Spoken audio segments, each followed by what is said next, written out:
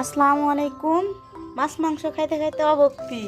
এখন আমরা কুমড়া বড়ি আর ডিম দিয়ে, ফুলকপি দিয়ে, সিম দিয়ে রান্না করার রেসিপিটা আপনাদের সাথে শেয়ার করতেছি। প্রথমে আমরা ডিম আর কুমড়া বড়িটা ভেজে নেব।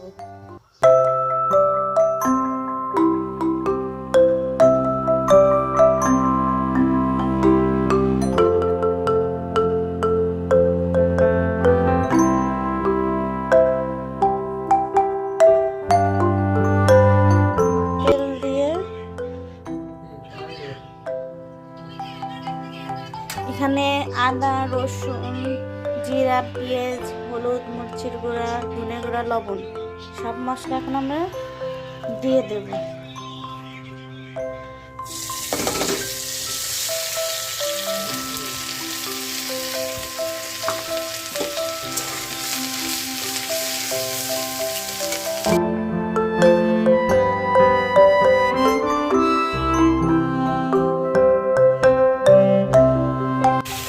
এখন আগে কেটে রাখা এবং দিয়ে রেখেছিলাম সিম, আলু, ফুলকপি, এগুলো দিয়ে এখন আমরা কষাবো।